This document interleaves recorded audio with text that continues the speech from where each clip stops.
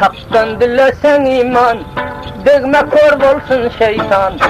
Bir yola aytmaz nadan, ana merde sandığın.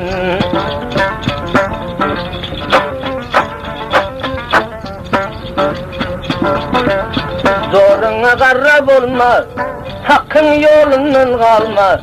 Kibreyleyip yolma, merde bir devran bugün.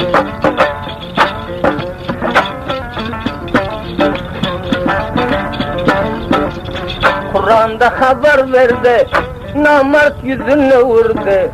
Mert yigit özün urdu, fida bulur can bugün.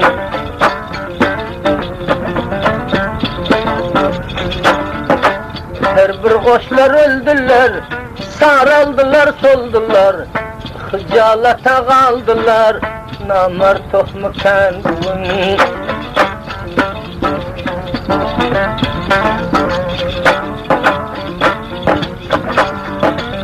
Mert boynunu ham etme, iki gözün nem etme. Mert imanın kem etme, bu dünya yalan bugün.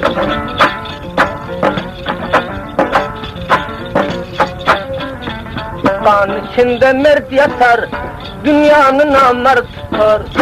Cümle gelenler öter, kör oldu şeytan bugün.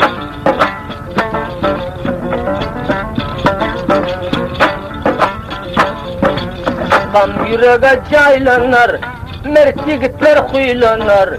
Nermada saylanar, acap bir arman bugün.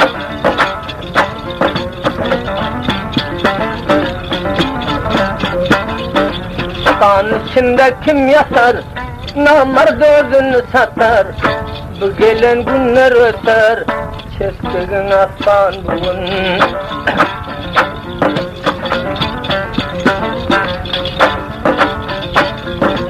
Kandan korkar namertler, meydanda ulir kurtlar.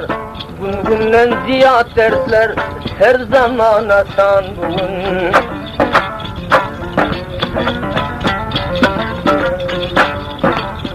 Yaradan kulların halini özün bil, senin için sergerdandır kulların. Namert tohmerdin halini özün bil, senin için sergerdandır kulların. Ötte her bir devranın, bar heniden armanın.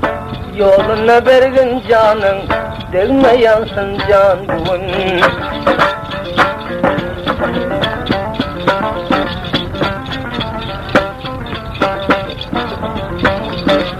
Her kim eder derdini, gör bir rengi derdini. Sayladı namardını, bu dünyadan bugün.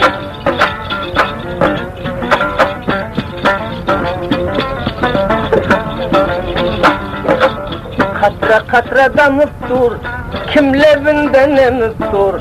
Her koçları gömüp dur, yerde yatırgan bugün.